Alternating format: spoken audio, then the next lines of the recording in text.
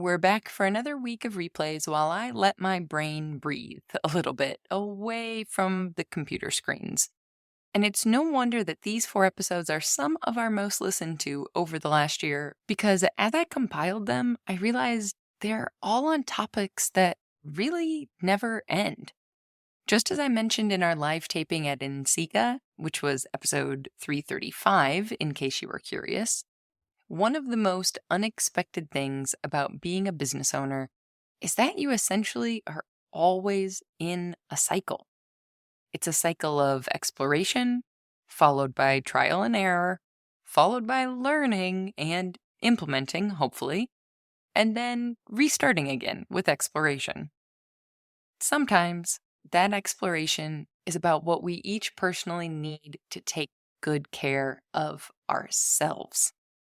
So what better episode to revisit while I work on listening to my own advice? But before we dive in, a quick word from our sponsor. Hi, I'm Jake, purchasing agent at Amico, providing you with everything you need for clay. This episode is brought to you by Amico Brent. Find your favorite Amico glazes or Brent equipment at your local distributor. Cheers for listening. Happy glazing. Now, on with the show. Welcome to the Maker's Playbook, the podcast where we talk all about what it's really like to make a living from the things you make. I'm your host, Rebecca Ikes-Carr.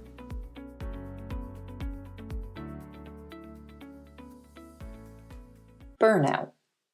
If it wasn't a word in your vocabulary before 2020, I'm guessing now it probably is.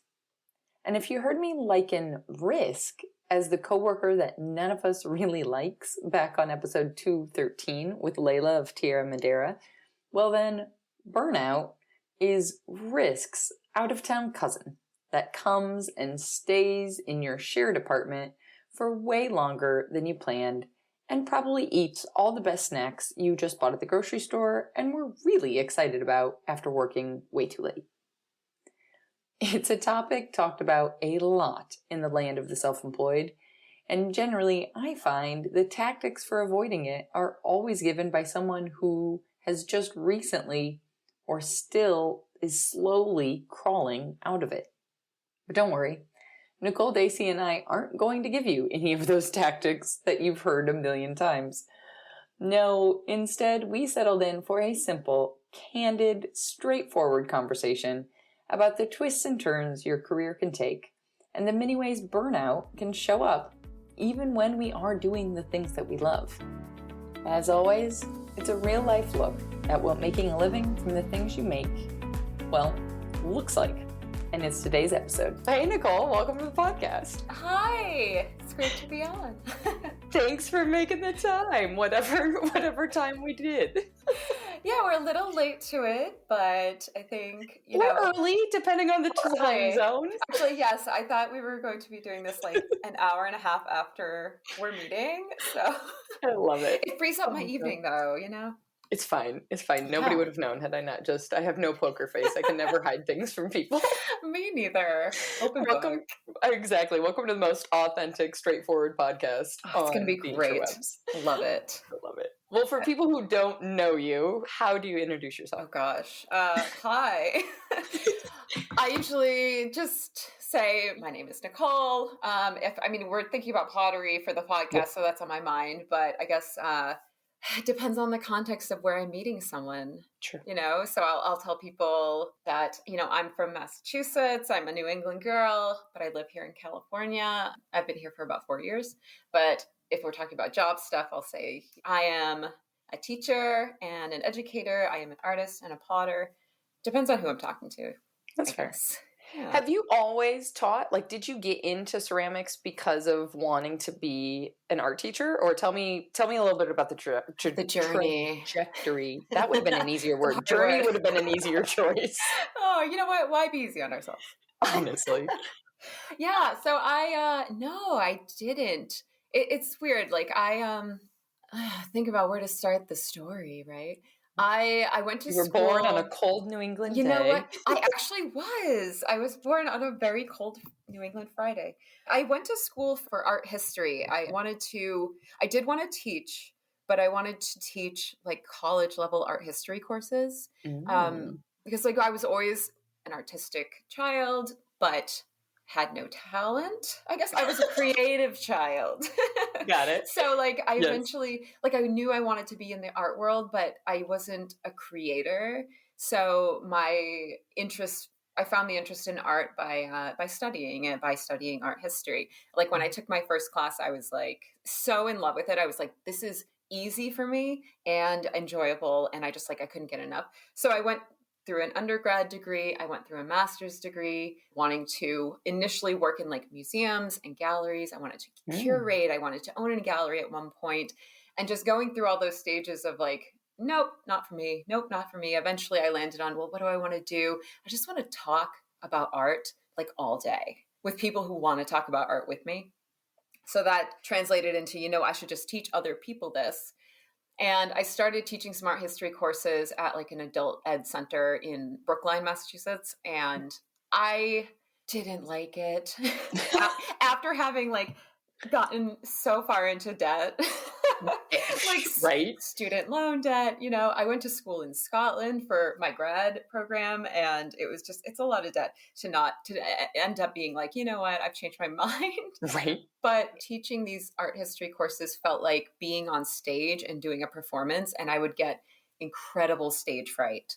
And I would just be like, days before, I would be shaking. I would be full of anxiety, freaking out the whole drive there. And then when it was over, I would have to start over the next week, like with a lesson plan and everything.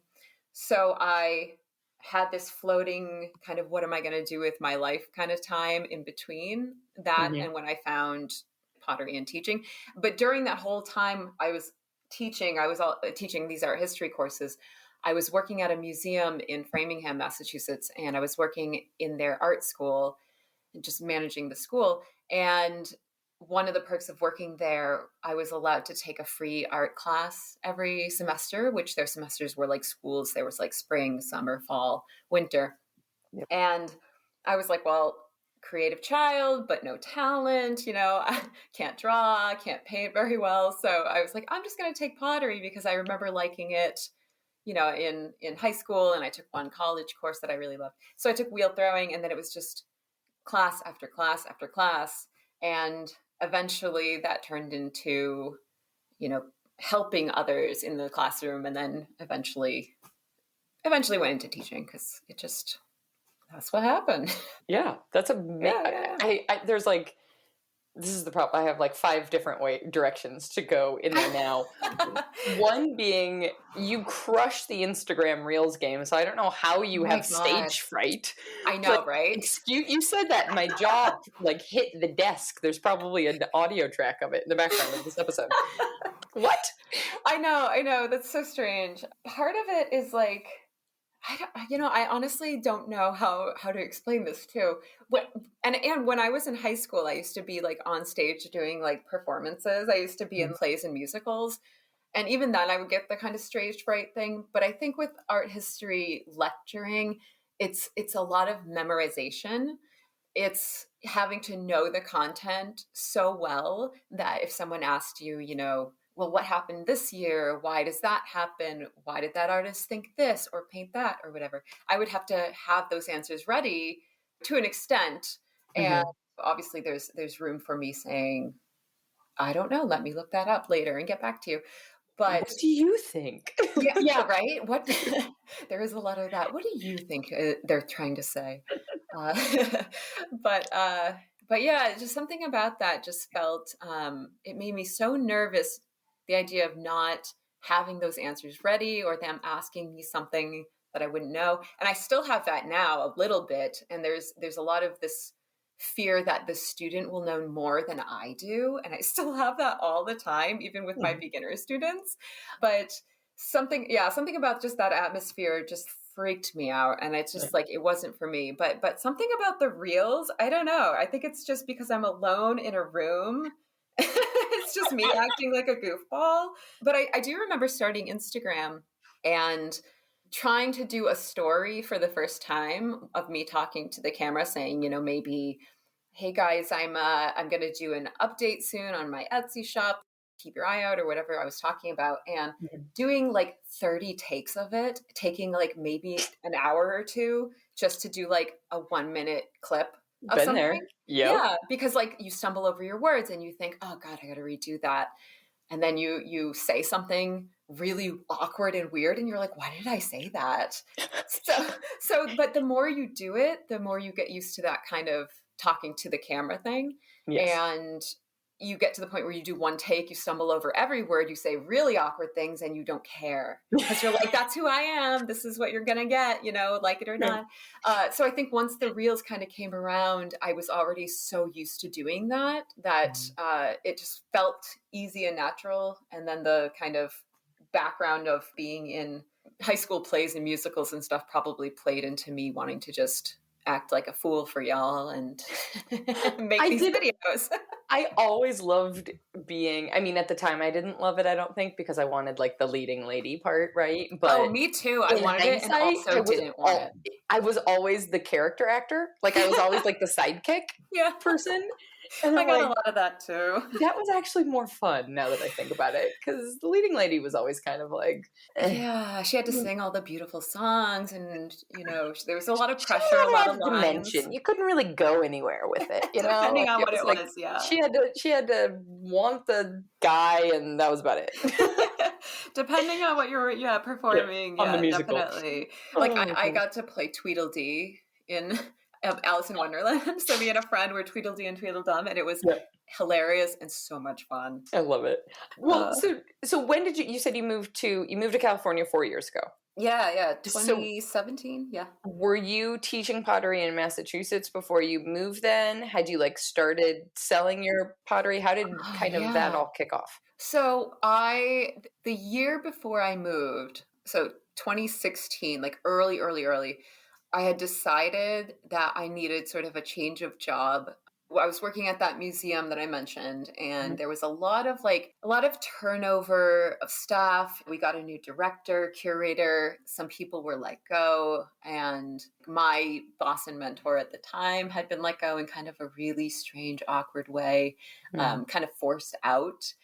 And it's just the environment. I wasn't enjoying working there anymore. So I'm like, I need something to change. Right around the same time, that museum needed to move buildings because they were in a town-owned building. And I swear all this story is going to come back around to your question.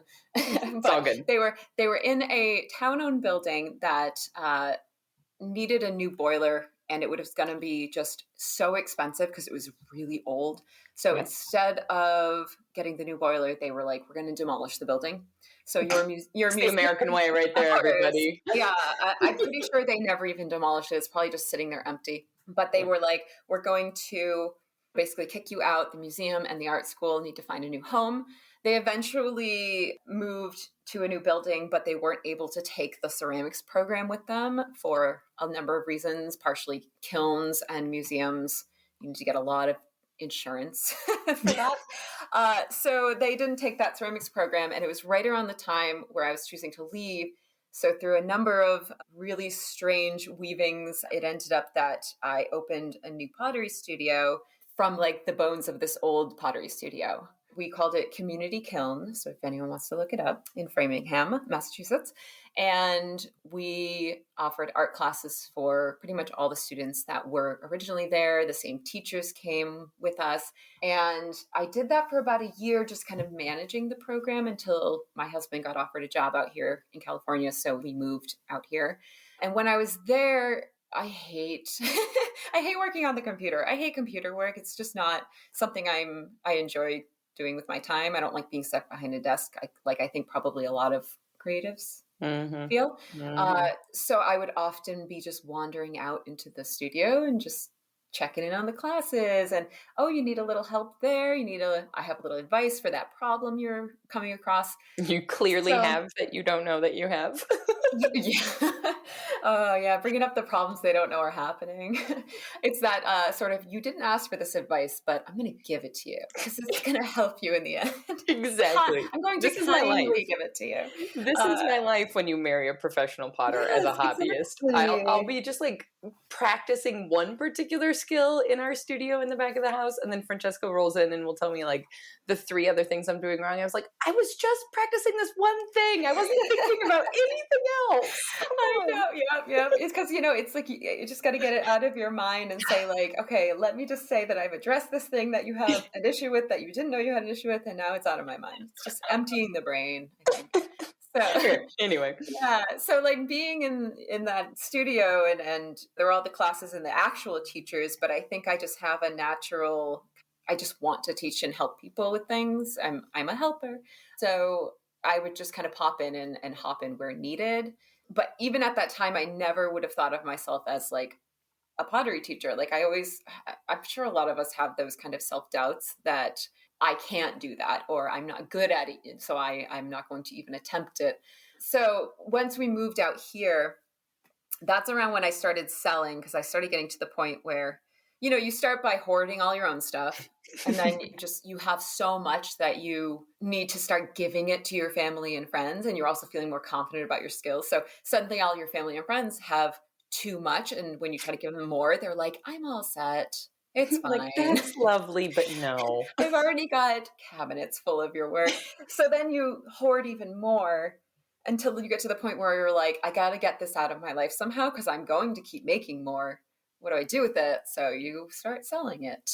Exactly. So that's around the point where we moved. I started selling, and I was in a studio for maybe about a year. And then I approached the owner and I said, hey, if you're looking for any people to like substitute teacher classes or whatever, I'm around. And he's like, oh, are you available tonight? Can you take over the whole month of classes we have going today? And I'm like, well, I'm busy tonight. But so it's just, I kind of got class starts in 5 minutes, actually. I'd be great. Bye. Yeah, it was literally like, I think I was talking to him maybe at like 1 p.m. and the class was at 7. And he's like, can you just take this over? Because I don't want to do it, basically. I was like, I'm like, I can take over next week. So I kind of got thrown into it. I'm pretty sure the interview process was like, have you ever taught before? And I was like, no, not really, but I've done this and that. And it was like, how long have you been doing pottery? And what's your schedule? And that was kind of it. So I was like, can you just show up and unlock this room? That's really all we need you to do. It was very casual at the beginning. And the studio I teach at now has expanded a lot, and they're opening a lot of new branches this year, which is fantastic. Yeah. So now there's other people to help me sub when I need a break. So it's the same studio or a different one? It's the same studio, different location. Last March, I moved to a different part of LA. So I hopped to the closest studio, which is open last February. So it's still kind of brand new for us, but awesome. They're doing great. They're crushing it out here. Yeah, I saw that you posted that they were opening a branch in Chicago, and like I love my old community studio in Chicago, so I have my loyalties. But I was like, oh, we moved out of the city now, but that would have just been a fun little connection. Yeah, they're such a great studio. The pricing is really good, and the atmosphere and the people. Like, there's not someone there always sort of hovering over your shoulder. Mm-hmm. It's a very independent working kind of studio, and we have classes and memberships and everything. Yep. But it's great. So correct me if I'm wrong, but when you were still in Massachusetts, it sounded like you accidentally fell into managing or owning a community studio. It's like you kind of glossed over like community guilds. Yeah, we had this, that, and that, like. I know. It's sort of it's just, I feel like my journey in pottery has been like on the not the making side of things, but more of the job side of things has been, it's all over the place. It's such a long story, so I do try to gloss over things. Yeah, the museum that had the studio, when they said we're just going to entirely cancel this program and not take it with us, Framingham is sort of in between Worcester and Boston on the Mass Pike, Route 90. And there aren't a lot of options for potters in that area. So taking that studio out would have been challenging for the community. They would have had to either drive to Boston or drive to Worcester. And there's a few other little places here and there that they could have hopped to, but we were kind of the hub, the main one in that area. So we had a lot of the students and the teachers who this is their livelihood come to us and say like, well, what can we do? How can we save it? And the museum was just like, no, we can't save this, basically. And one of I think he was on the board of the museum, was also a pottery student. And he was like, we're going to save this. And he, through his contacts, linked us up with a place called SMOC, which is the South Middlesex Opportunity Council. They do a lot of things with, it's like social services. So they do a lot, like helping people with rent and helping people into programs and a whole lot of stuff, WIC and all this good stuff. They had been looking into somehow getting the arts to their clients that are in some of these recovery programs. Wonderful. And sort of as an art therapy kind of situation. Mm-hmm. So they kind of saw this as possibly the very first of a larger art program that they could have for their clients, as well as for the students and the teachers that were coming from the original program. So I technically became an employee of SMOC. And got it. They gave me almost free run of the studio to kind of design everything. So we ended up purchasing all of the equipment, the wheels, the kilns, everything from the museum. We found a space. We built it out very quickly. Like I think from when we first initially talked to SMOC to when we had our first class was like June 2016, and our first class was around November 1st. It was a that is quick. That was very quick. It was intense. It was insane. And we got it all running and we got it all up and going.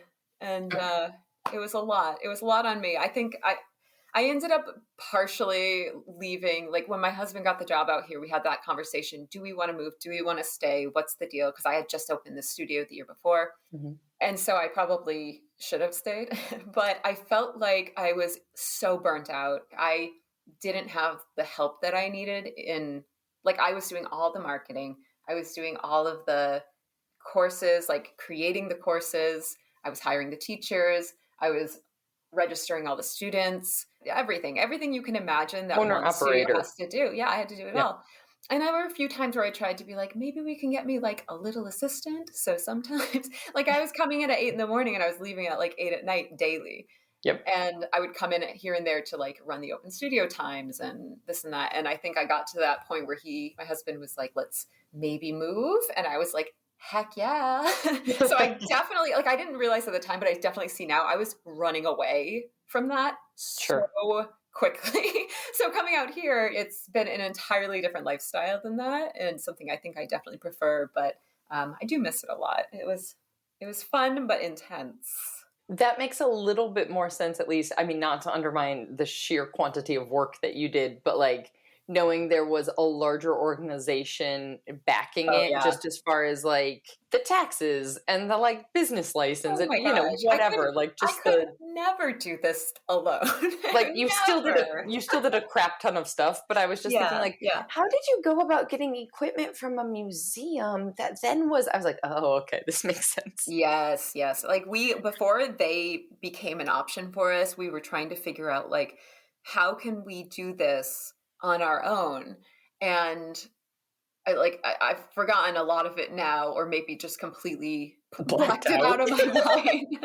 But I remember at one point, because to buy all of the equipment, I think ended up being something around $10,000. And it's all used stuff too. And like, we literally was like, we're taking every last sponge. We're taking everything. I don't care if it's broken and crappy. But there was a point where I think even my mother-in-law was like, I can lend you that money if you need it. We were going like true grassroots. We were going anyone that wanted to help. So when SMOC popped in and was sort of like, yeah, we'll help you with this. And their overarching goal, like I mentioned, was they wanted to have an entire art center. So eventually the long-term plan was for me to be like director of this art center and to have drawing classes, painting classes, weaving, like any number of things that could be for our community to do art classes. And they had a whole building ready. They just had to raise funds and build it out. And I think they still haven't done that. I don't really know. Sure. It was going to be a big thing. And so I hope they get to do it, but I won't be there to manage it. I was just going to say, I'll be here making plots. What a different life that would have been. I know.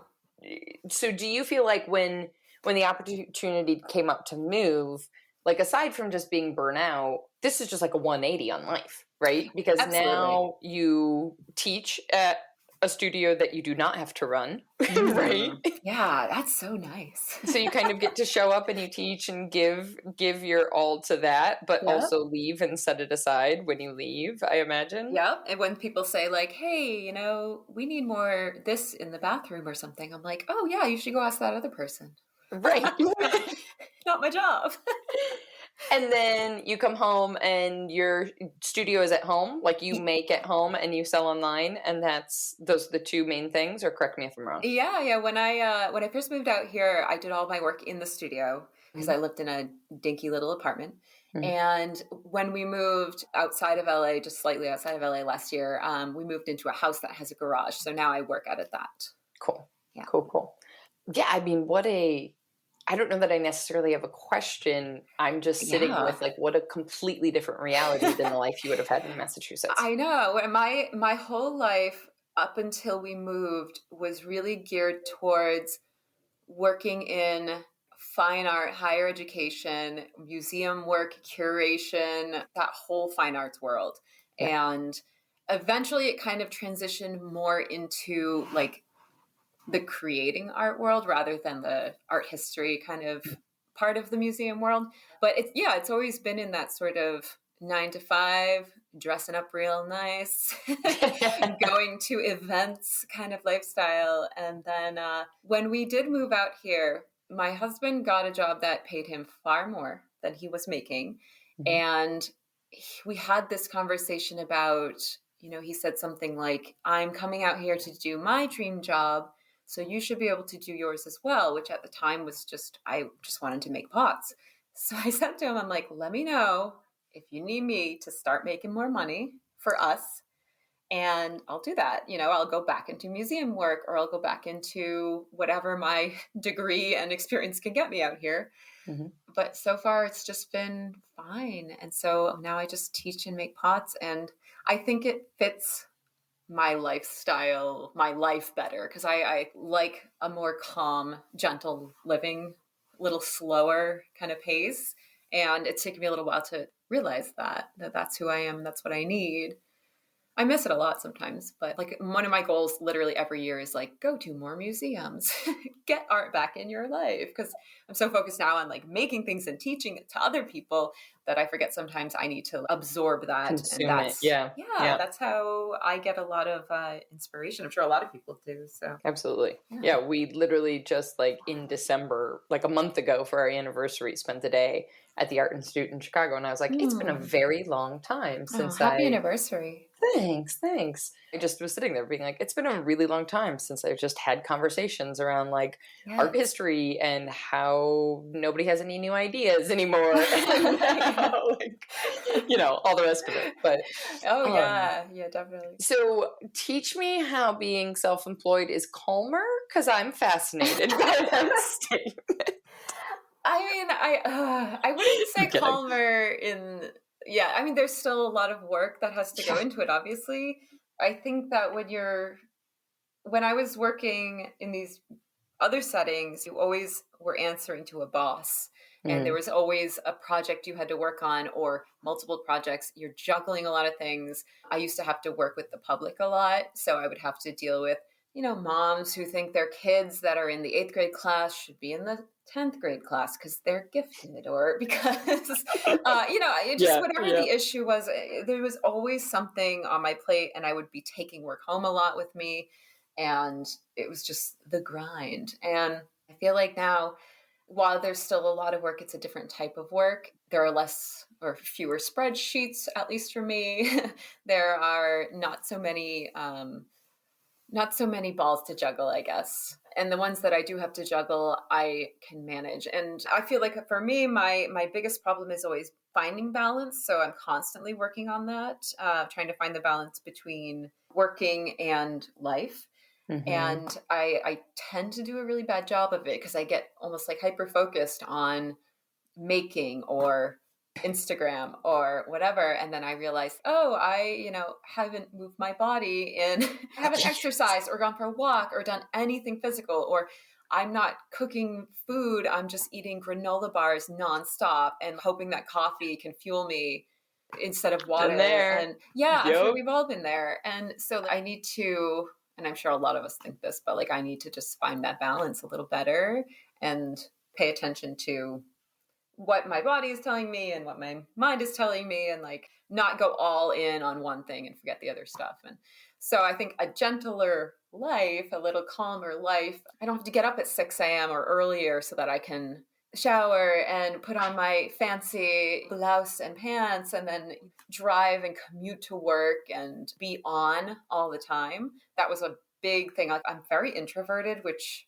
everyone that I tell that to doesn't believe me, but it makes sense because like the content you're creating now, you can do on your time. Yeah. Rather than, like I recharge by being alone. So when you're spending 8 hours a day constantly being on, it's exhausting. And then you go home and maybe you exercise, maybe you make dinner, maybe you go right to bed. I don't know. And it's just nonstop. And then your weekends, you're like, thank God you're here. So now it's like, if I wake up in the morning, like I wake up later than I always used to, and I can spend my morning doing what I want to do. And that might be going into my garage and making some pots. It might be making reels. It might be just sitting and working on a project that has absolutely nothing to do with pottery at all. Like I'm really into my genealogy and family history and stuff. So I've been trying to work on kind of categorizing my old family photos that I inherited from my grandparents. And that has nothing to do with Instagram or pottery or anything. And so it like gives me life. I feel so much better when I can go out and have a life outside of pottery or have pottery outside of life, and trying to find that balance all the time. So I hope that, I don't know if that answers your question. But. No, I think that's a really good point, because what's so easy, at least for me, being self-employed, and I hope and I think for other people, is that like when you are doing something that you got into because you enjoyed it, it can become obsessive really quickly. Oh, yeah. And then you can wind up working that 8 a.m. to 8 p.m. just like you were for somebody else. Mm-hmm. And you're exhausted from it. But at the same time, you don't turn your brain off from it, because there's a portion of you that's also excited by it. And you also still enjoy it, or it's challenging, or whatever thing you're getting from it. Oh, yeah. Now I consider myself a full-time potter, even though I wouldn't say I put in like an 8-hour day, 5 days a week or something. Okay. I'm guessing, I've never done the math, but I'm guessing the work I do to make on Instagram and reels and actually making pots and teaching probably kind of adds up to that. But before I would consider myself a full-time potter and I was just like a hobby potter, everything was so exciting, and I could spend all waking hours looking at pictures of pots and drawing them. And I remember when I would have some anxiety trying to fall asleep, I would literally throw pots in my head. I would just imagine the wheel, and I would go through every step of anchoring the clay and opening and pulling. And like, it was so relaxing to me. And now that I do it as a job full time, I truly believe any job can become work and you can learn to hate anything. And so like I'm actually going through right now in the past couple of years, probably since the start of the pandemic, of like, I kind of hate pottery a little bit right now. And I'm trying to be okay with that. And I'm trying to find my way back to loving it again. Like I still love teaching, and that hasn't become a thing that I've learned to hate. But I realized like what's today? Today's the 14th. And I told myself I was going to take a couple of weeks off around the holidays and then get back to work. And I still haven't touched clay since like December. Yeah. And I know it's because I'm avoiding it, because I'm still trying to figure out a way to like love it again, because it's been feeling like work lately. And I've got ideas of what to do to to fix it, but we'll see. We'll see how it goes. Thank you for your honesty with that, because I think that that's probably something a lot of those of us that are full-time self-employed makers, creators, like that's a very common thing, I think. And I don't think it's something that people who are the hobby potters wishing that they had more than nights and weekends to do it and just like praying for the day they can quit their jobs. Yeah. That's a very different reality than what they might be expecting. Oh yeah, I miss being a hobby potter. That's part of, I think, that's one of the things that I've been thinking a lot about is like, what's changed that's made me go into this realm of sort of resenting pottery. And one of the things is just having deadlines, like self-imposed deadlines. So being like, like, I'm going to have an Etsy update on this day at this exact time. And then you guys can all come and buy my stuff. Because then between when I say that and when I actually have to do it, like it's crunch time. And it's just like, that can be so stressful. Whereas before it used to be like, hey, I made this pot. I'm just going to randomly throw it up on Etsy or give it to my mom or something. And like, there's so many things that change when you decide to kind of go pro, that I think you have to find ways to still enjoy it. That I'm all ears if anyone wants to send me a message on Instagram. DM me at the Maker's Playbook. Exactly. Yeah. Right? Yeah.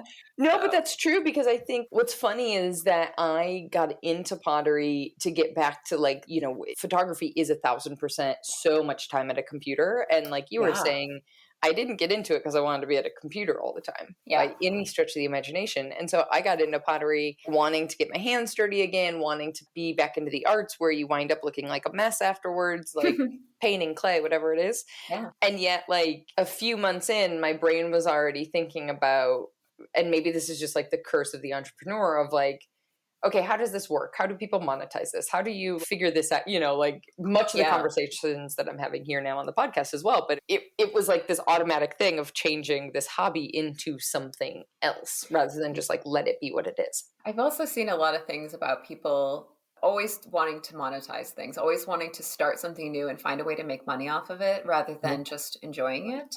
Like, one of the things I started doing last year was some weaving. And I really wanted to try doing some weaving. And at the very beginning, I had that thought initially, like, oh, I wonder if I could sell this on my Etsy. I wonder if people will see this and be like, oh yeah, pottery, weaving, it all makes sense. And then I was like, okay, I'm not a weaver. I'm not good at this. So why would anyone want to buy this garbage? And then I was also like, why don't I just have fun with it? Why don't I just enjoy it for what it is? And when I'm done a piece, I'm like, great, that's the end. Go do something else. So I've been trying to find ways to, like I said before, think about pottery as a hobbyist, even though I am a professional at this point, try to find ways to be playful and explore and learn. And I think those are the things that start to disappear when you get into the grind. You start working and you're like hustling and you're like, I got to make things to sell things. You start to forget that there's always a season for planting seeds and a season for sowing them. So you need to go through the process of playing with clay or drawing sketches or whatever excites you, and then explore those ideas and fail a lot and learn from that. And then maybe you get to the point at the end of all that where you're like, I came out with these new things that I'm going to now put into production and try to sell. And then get to the end of that and maybe go back to the beginning and start playing again and exploring and all that stuff. And so I'm trying to always get myself back to moments of, I always get to the end of the production part and it's almost as if a tornado has gone through my mind and I'm just looking at the wreckage and I'm like, I can't remember how to get back to the beginning. I'm just in this zone of creating and producing and putting it out in the world and selling and packaging and blah, blah, blah. And I have to stop and be like, oh yeah, I can take time off. Like, I am my own boss. I can stop the grind, press pause. I don't even have to post on Instagram. I don't have to do anything. And I can just put clay in my hands and mush it around and play with it, or draw something or paint something or weave something to get my creative juices flowing and get back to the parts that I enjoy rather than burning myself out again. When you say again, does that seem like the post-holiday cycle, or is it just like every shop update? That seems like the Nicole cycle in life. Just life in general. I'm like constantly going too hard and burning out. It's like I said, I feel like I'm built for a very slow, calm, gentle lifestyle, but I get excited about things and I go all out and then I burn myself out. And it's everything. It's like whether I'm working out, I'm like, I'm going to lift weights and I'm going to go nuts. And then like 8 months later, I'm just like, and I'm done forever because I burnt myself out. So yeah, there is a big post-holiday thing for sure. When I posted, like I made a reel about this, but like when I posted all of my holiday stuff for purchase, it was this huge weight off my shoulders. And I made this reel comparing it to like Frodo in Lord of the Rings, like throwing the ring into the fire because you're like, finished. It's finished. I'm done. It's done. And it's so exciting. But then I remembered I had to still like package all this stuff and ship it out, which is just as much work. Which is actually worse. It's a little bit worse because there's almost no creativity there. Although I do like to kind of fancy up my packaging because it makes me happy. And also I want people to feel like they're receiving something they're giving themselves a gift, even if they're just buying like piece of pie, but yeah, so there's a lot of burnout in my life. So like I said before, it's just I'm always trying to find that balance so I don't constantly burn out. And I've learned a lot about myself by sort of just trying to pay attention to when I do burn out and like what happened and why, what did I do to cause that? And how can I alter this for next time? Last year, I did those gift boxes that I made this year. I did those last year for the first time and I made 11 of them. And this year I made 60. I scaled the hill up. Oh my God. I saw those. I looked at the detail you put into those. No wonder you're burnout. Are you kidding? Come on. I started working on them in August. And so from August till the end of December, that's all I did. I did nothing else. And I can say like each of those gift boxes had one piece of pottery, but most of the work went into everything else around it.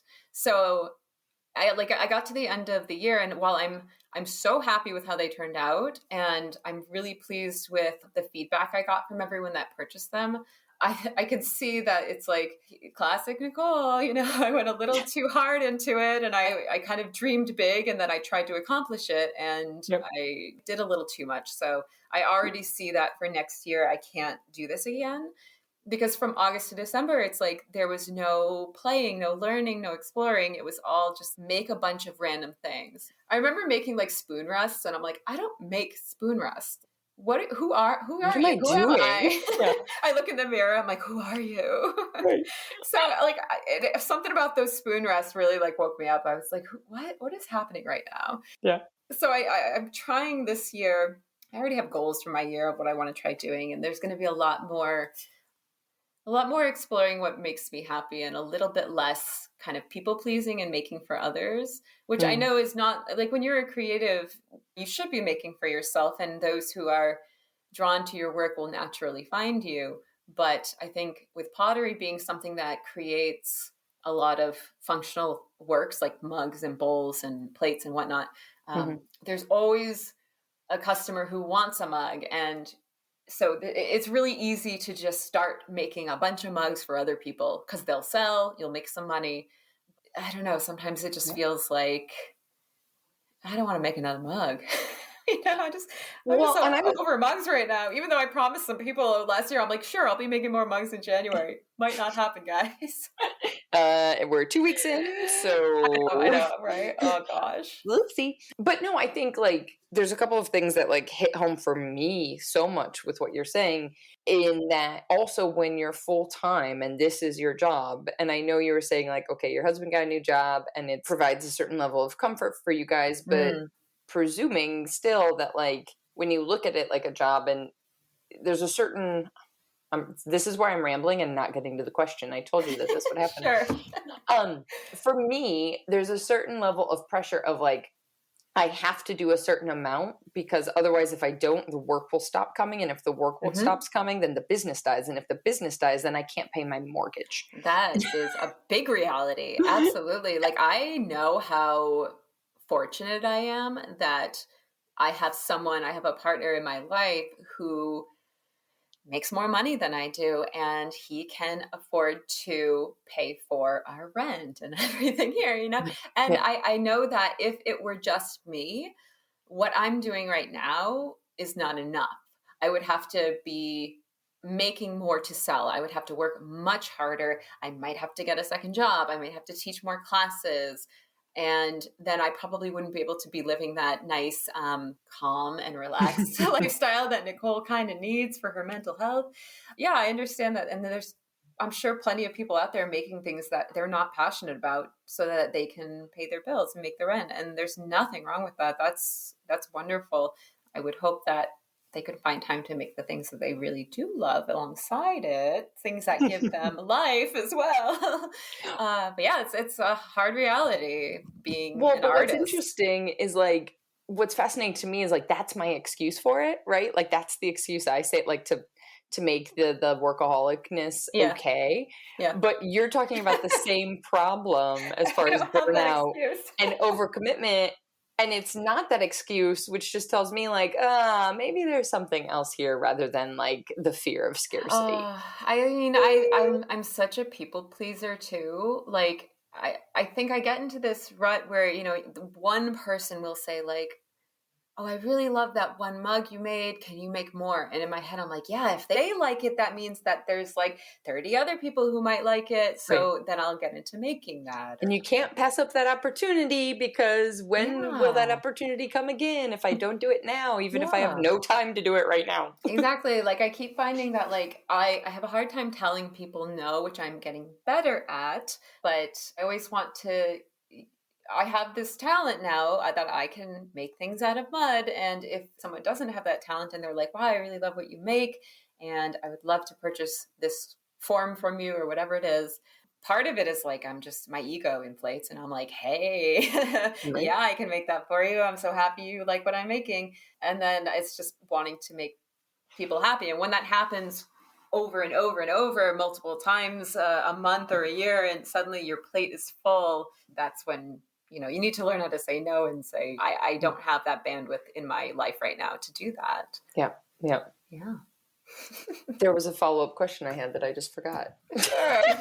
I'm just nodding along over here because so much of what you're talking about hits home for me as far as like, oh, we are so similar to the same. And like, it's funny because I have friends who will talk, like, who will see my schedule and be like, holy cow, how are you doing all of that? And like, it's almost becomes a badge of honor, as if I can manage all of these things and I can do it. But that doesn't mean that doesn't mean it's healthy. That doesn't mean that it's a good thing. I totally understand that. The badge of honor thing, like I this month, so I usually teach 5 classes a month.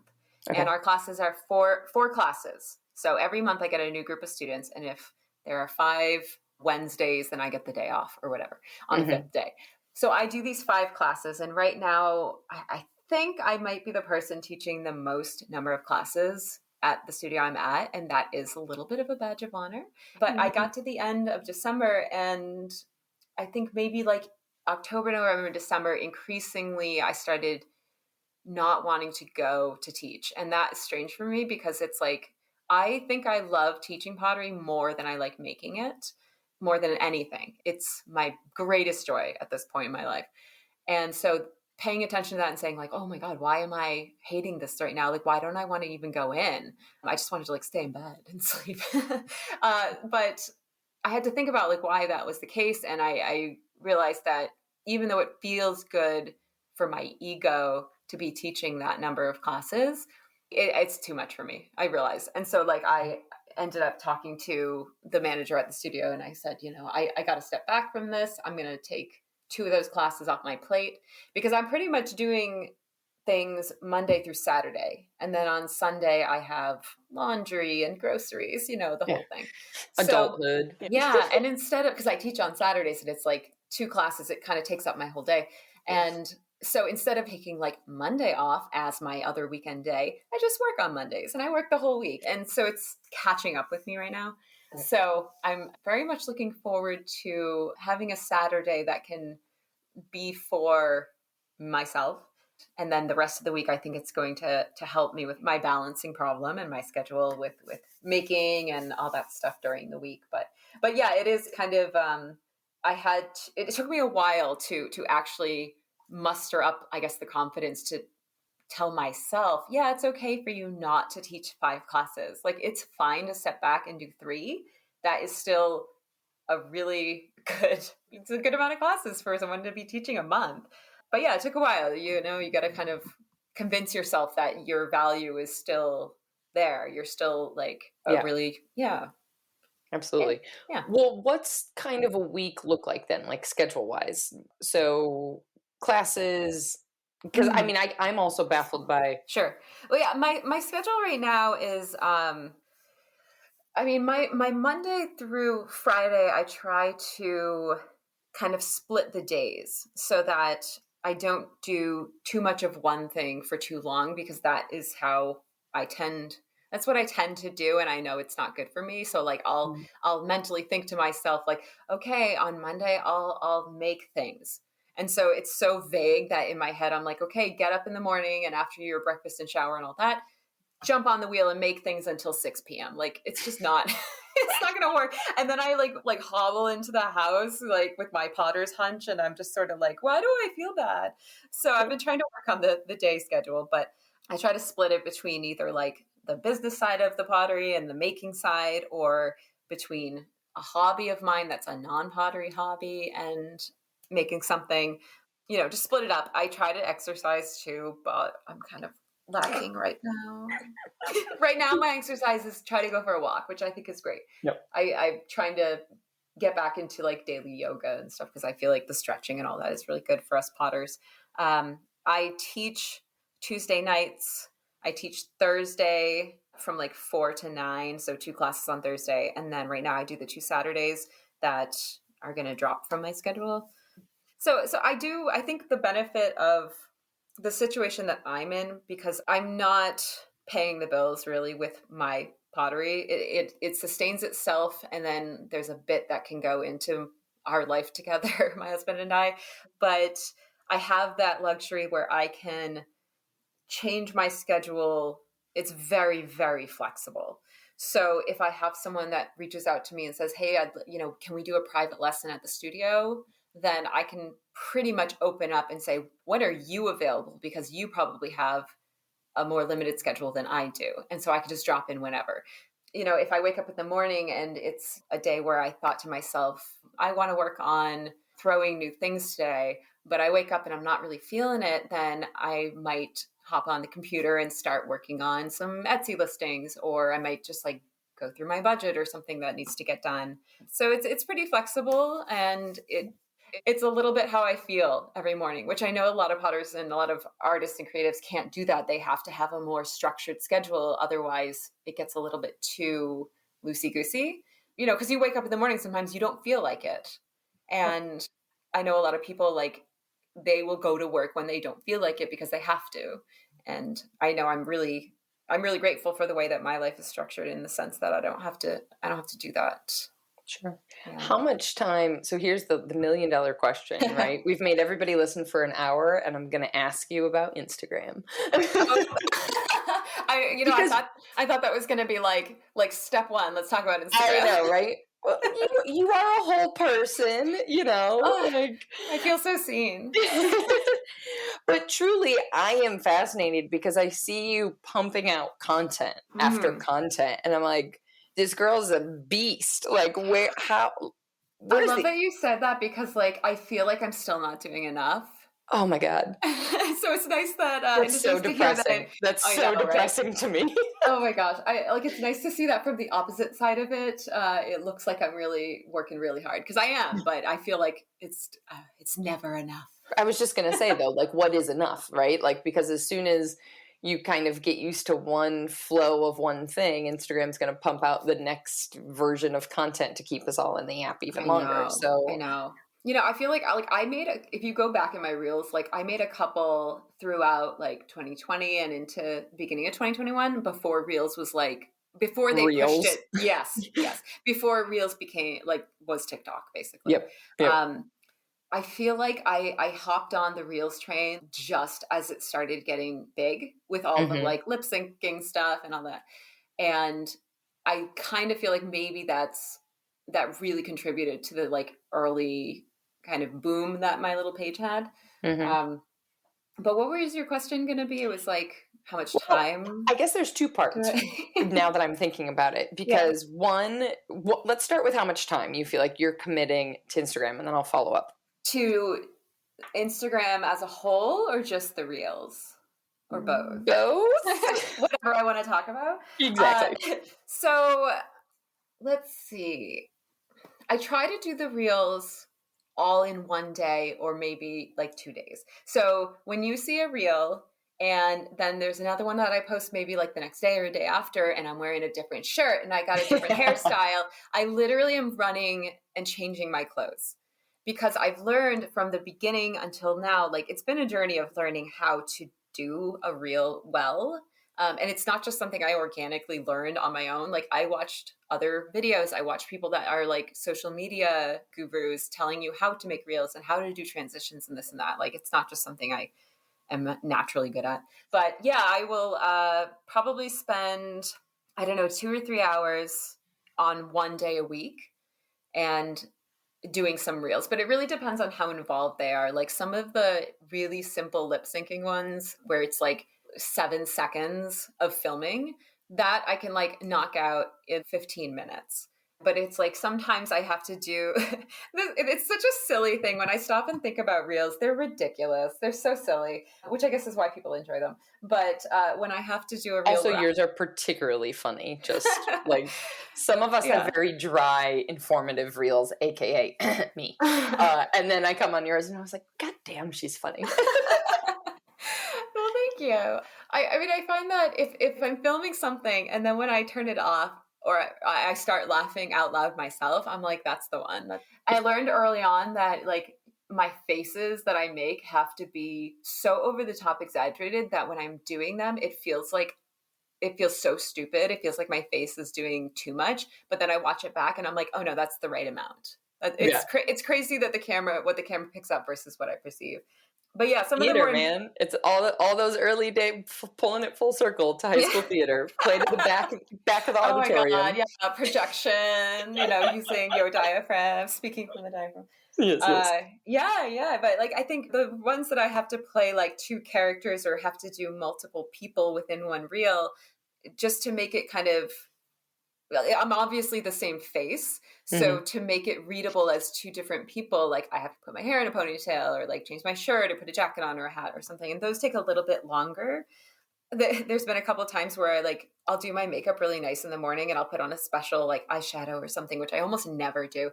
And then I'll go and film a reel and I'm like, I look different than I do all the time right now. And I made a bad decision. So I'll like not do reels that day so that I, try to be as plain faced as possible to make it easier to do multiple things in one day. But then I guess compared to all of Instagram, I honestly don't know how many hours I put into it. I wake up in the morning and I try not to do the phone first thing in the morning because it just stresses me out. Yep. So I'll usually like have a cup of coffee. So I take it with me down to the bathroom. So I put the blanket over my head and I go on it and then no one knows I'm on it.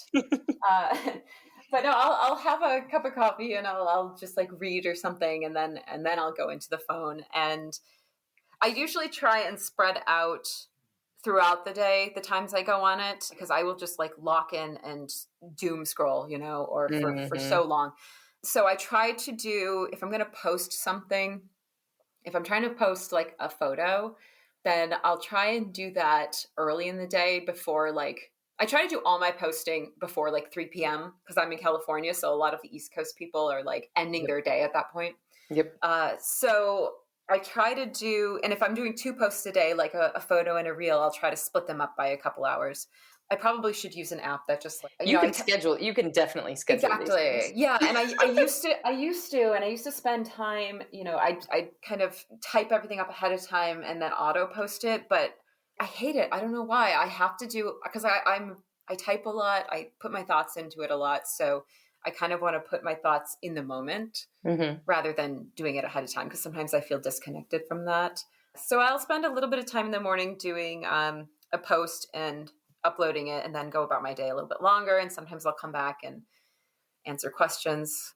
I get a lot of messages, but I hate having that little like unread message notification. So literally I talk to everybody. Anyone who sends me a message, unless the only things I don't read anymore are like the reactions to things. Sure. I just get rid of those. But if you type something to me, I will talk to you. And it's not just like a easy breezy goodbye kind of talk. It's like, I'll talk to you. You're a person and you took time to talk to me. So I'm going to talk to you. And I've met some really cool people, really sweet people.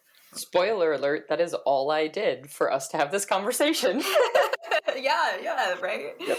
And it's funny because like I think you're like, it took me a while to figure out who you were, because I would see like the Maker's Playbook, Yep. and then I'd see Rebecca sometimes, and I'm like, wait, oh, they're the same person. Like, so it happens where like someone's username and their actual name, like wherever it pops up, sometimes I don't know they're the same people. Like, I've done it to students. They'll message me and talk to me, and I'll just kind of give them the, all right, hey, bye, like really simple kind of response. Right. And then later I'm like, oh, you're someone I talk to regularly.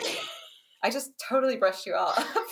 I have the reverse problem where I'll forget people's first names, but I will remember their Instagram handle. Oh, funny. Which just makes me feel like a horrible human being. Oh, no. I mean, I feel like, the way people remember people nowadays is so much more complicated than I think before the internet and social media. Yes. Like, and plus now in person too, everyone's got a mask over their faces. So it's just so hard to remember and identify everybody. That's true.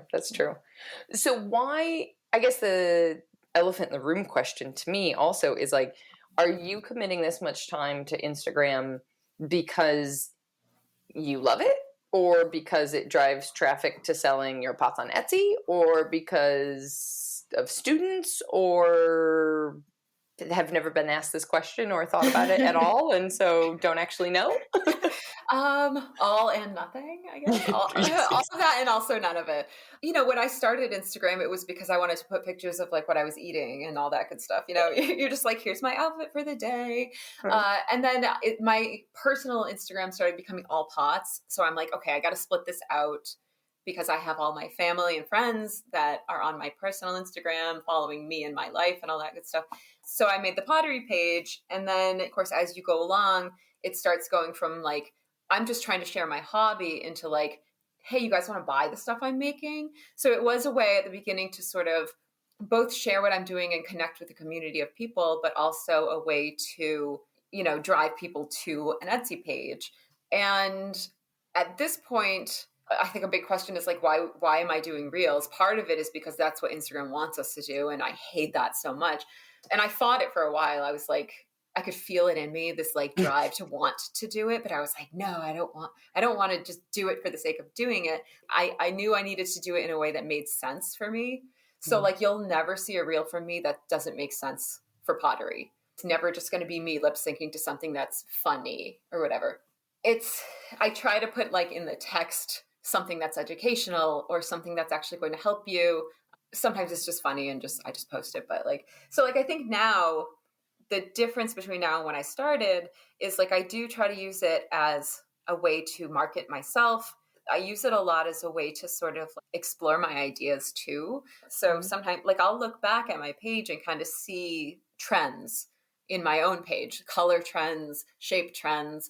And sometimes I go back and I'm like, oh, that was a really great moment for me, a really great time.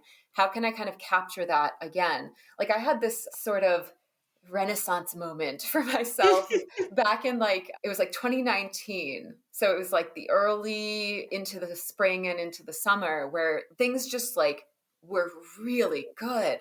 And somehow I got out of that around the fall. I could feel it changing. And then into 2020, obviously that was a nightmare. But, in 2020, all my work really pared down and I needed to have less visual clutter in my life. And it was just like a lot of very simple work.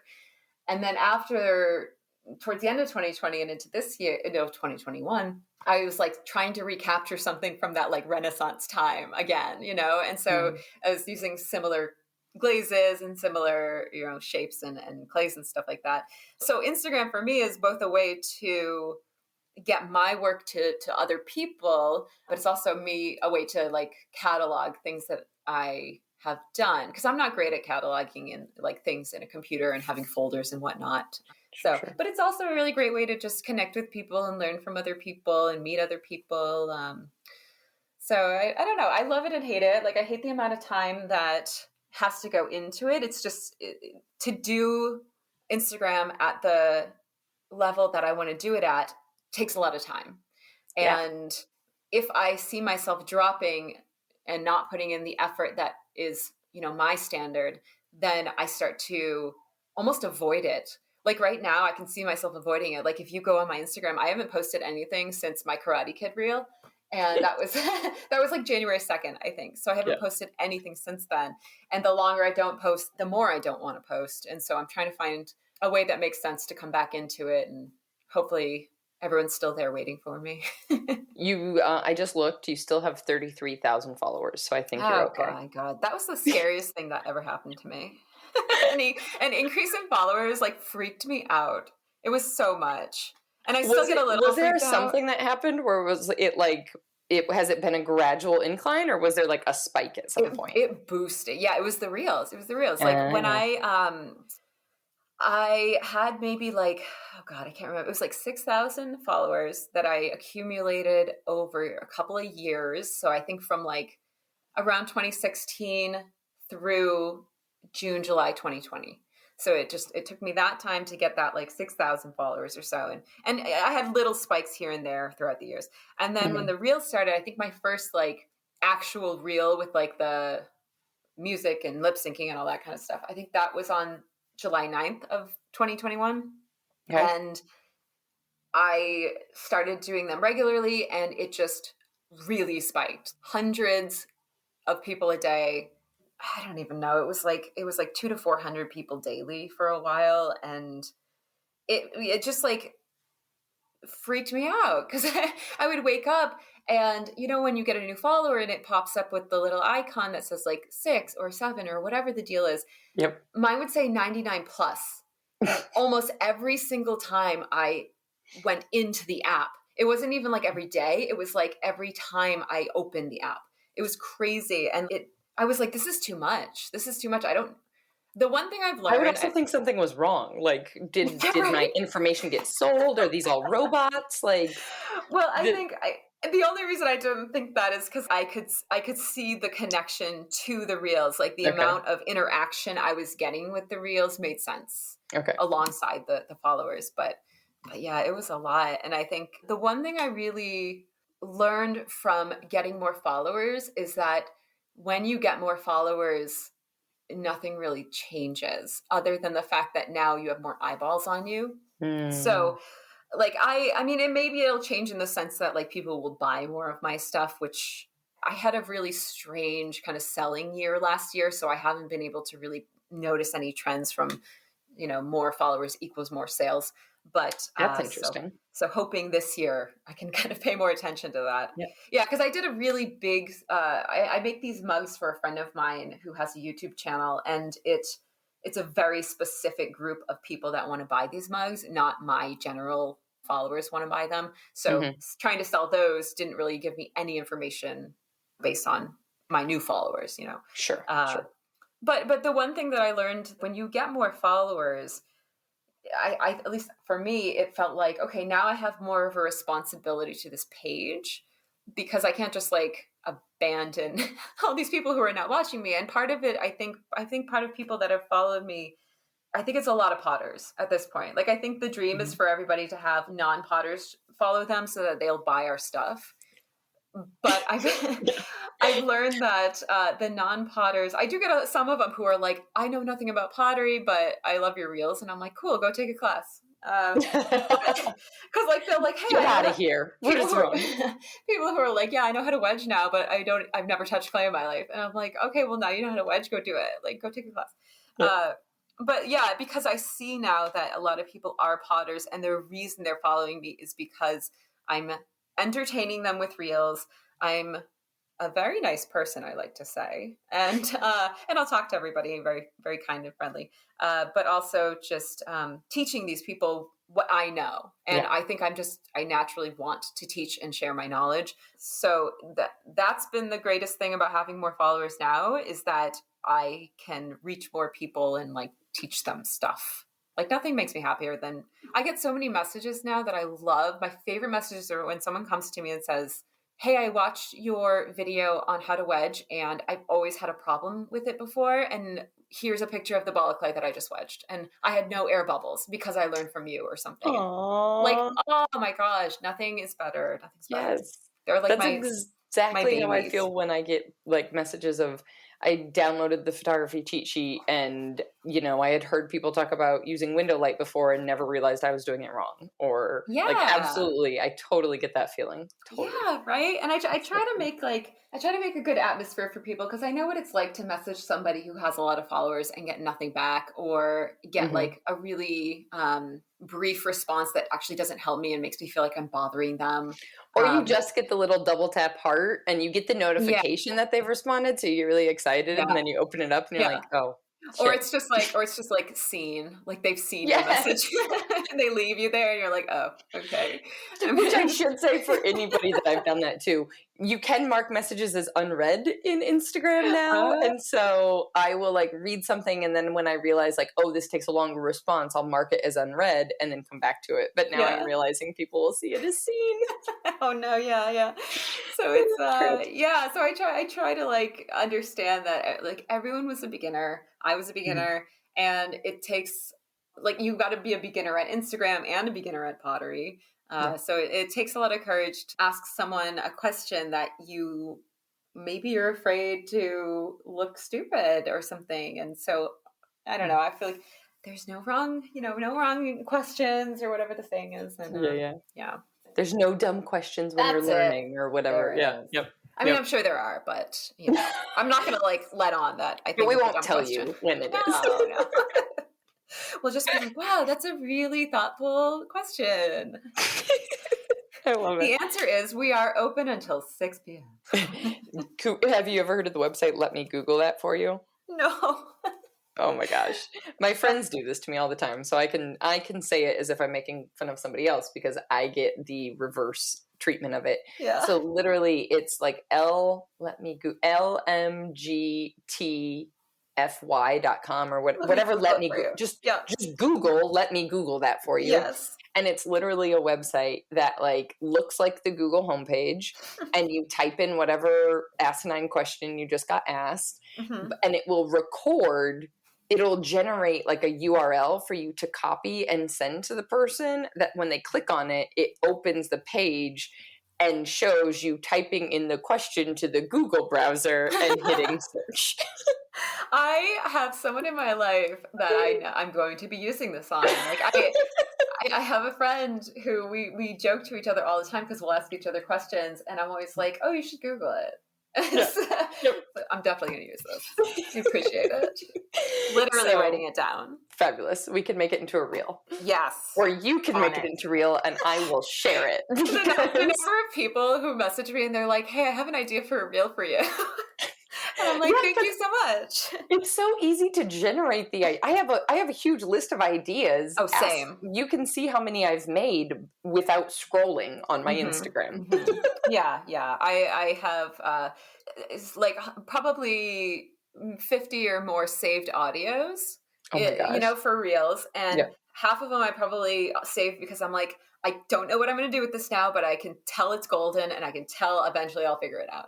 And then I have, a full list of reels that are just silly, stupid, funny ones, that are educational ones. It's just, I feel like that list will never end, which is great, because then it means I'll never be stuck for an idea. But it also gives me a little bit of anxiety, because I'm like, I want to do them all and burn myself out. Yay! Full circle. There we go.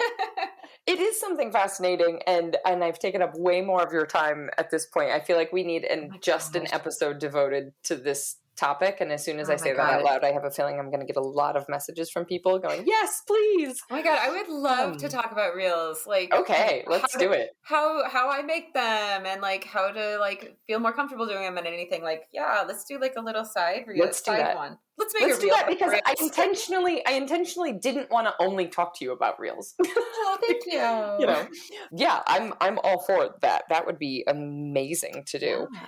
Because what's interesting to me too, as solo entrepreneurs, if you will, as self-employed makers and whatnot, our time is so finite, and we're devoting so much of it to this other platform that is making other people a lot of money. Yeah. That, not to be a cynic about it, but it's kind of like thinking through, like, why are we giving this much time to this platform, and making sure that there is a healthy underlying reason, because obviously it's free advertising. It's free. Like, precisely. There's a woodworker that I am friends with. His name is Paul Jasper. His account is Copper Pig Woodworking. I don't know if you know him, but he and I have had conversations about this, about he's a little more vocal than I am about it, but how some people are a little bit ungrateful for Instagram. And I get it. I get down on Instagram too sometimes, where I'm just like, why am I doing this? It's like destroying my mental health sometimes and whatever. Mm-hmm. But it's like, this is a free app. It is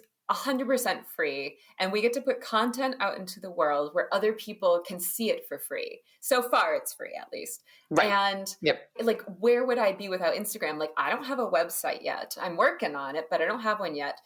Or do you even ever need to be working on it? Because well, part of why I'm trying to work on one so I can kind of move off of Etsy at this point, but which is a whole nother story. But yeah, just the idea that like, if I didn't have Instagram today, like, it's gotten me so much. And if I didn't have Instagram or any of the other social medias, I don't have like a list of people that I can send a newsletter to say, hey, I have an update, you know. You and I need to talk about that off the recording. I know. And part of that is part of trying to get the website. I've been trying to build a website since like early 2020. So we're getting there. We're getting there. But yeah, I can't remember the beginning of this conversation now, like why we started talking just about this. Just the health of Instagram, like us devoting our time why are we doing to it? The platform, that's making somebody else. Yeah. Speaking of like making money too, I was talking with Kevin Kowalski about how Instagram are now paying people for Reels. Not everybody, like, he now makes money off of Reels. So, and this is like if you do a live video, that's like TikTok views or YouTube views or whatever. Yeah. And he was asking me if I've gotten it on mine because I kind of blew up because of the Reels. And I'm nowhere near the kind of follower count he has, but I don't get paid for them yet. Instagram, send the check. I'm ready. But yeah, eventually, I guess maybe depending on how your followers, how many numbers of people, I assume that's who they decide who gets paid for them. But I would imagine, you can make money off that. You can make money off of live videos now. You can turn badges on, and people. It's almost like Patreon type of thing. Which is also something I'm hoping to get into. Give me that money. But like you're saying, we're like potters and any maker, really, like at this point, any artist, you have to wear so many hats, and not all of them are pretty. We all just want to wear pretty hats, right? But it's like the idea that we all have to do so much. Like, there's only so many hours in the day, and I devote some of them to Reels and Instagram and stuff. So I'm trying to work on the website and making a Patreon at some point. And I'd love to kind of transition from teaching in person and small teaching on Reels and IGTV to making maybe YouTube videos. It's very time consuming stuff, but what else am I going to do? I'm going to go back to working in museum world. Heck that. I mean, those are the pretty hats. Those are the pretty hats. Yeah. My hat is covered in clay. It's like falling apart. There's holes in it, but it's so much more comfortable. Much more comfortable hat. I agree wholeheartedly. It's like I can work my way around a black tie gala without problems, but my gosh, do I love that I can jump on a podcast recording with a beanie hat on and no makeup and not feel self-conscious about it. Right? Like, you could even have no pants on. Like, I can't even see you right now. You could have like done any number of things at the time and no one knows, right? I love it. I have been thinking this whole time about whether or not anybody can hear Hendrik snoring in the background. Oh, well, so I cannot. That could be interesting. All right, good. So if I can't, I'm guessing no one else can. But I wanted to put that into the audio waves so that if people thought I was just sighing in the background of everything you were saying, like, they think that you just fell asleep and that you're the one snoring. They're like, gosh, this Nicole, she's just putting people to sleep left and right. It was at like really opportune times too, when you would say something like of importance and he would just be like, his nose is like smushed up against the little mattress thing and he was just like, I'm like, okay, Hendrix, you need to settle down. He's sighing at what we're saying. He's just like, I'm really into this. He's tired for us. Oh, sweetie. I love it. Well, I will absolutely get this on the schedule to devote an entire episode to Reels, but for now I have taken up so much more of your time. Oh my gosh, I'm so happy to do it. I could have kept talking for another couple of hours. You're so easy to talk to. Good. Oh, that makes my day. Thank you. For people that strangely somehow don't know, ? Yeah. Where can they find these fabulous Reels and you on the internet? Right. The best place is through Instagram. So I'm at Nicole Dacey Pottery. It's DACEY. And if you go to NicoleDaceyPottery.com, you'll see coming soon, and it'll probably sit like that for a little while, but maybe one day it won't. Put your email capture up right there. Put it on the coming soon page. Yeah. I could do that. I gotta, look, that's a hat that I don't know how to wear yet. It doesn't fit my head yet. So I can help. Here's what we're going to do. I can help you in a myriad of ways with website and email building. And we're going to trade Reels coaching for website and email coaching. I think this is great. I love the barter system. So wonderful. And we're going to leave everybody else hanging on a cliff about what those conversations and they're going to be so juicy. It's going to be all the real stuff behind the scenes. I see what you did there. No pants at all. Like, can't wear pants for that. Beanies and no pants. Oh my gosh. And I have no other ending besides that. That's where we're gonna leave it. I think after this second replay, you can all start to see why I was so excited about having help editing the podcast. No need to worry about Hendrik's dog snores in the background of episodes anymore, my friends. This much-needed support has been possible in part thanks to our sponsor, Amico. Hi, I'm Jake, purchasing agent at Amico, providing you with everything you need for clay. This episode is brought to you by Amico Brent. Find your favorite Amico glazes or Brent equipment at your local distributor. Cheers for listening. Happy glazing. Additional audio post-production of this podcast is made possible by help from Christy Kotsavan, with promotional material assistance from Queenie Maliki. The Maker's Playbook podcast is recorded on the original homelands of the Potawatomi, Ho-Chunk, and Menominee people, where the people of Wisconsin's sovereign Anishinaabe, Ho-Chunk, Menominee, Oneida, and Mohican nations remain present. Until next time, my friends, go get back to making your dreams a reality, because together, we've got this.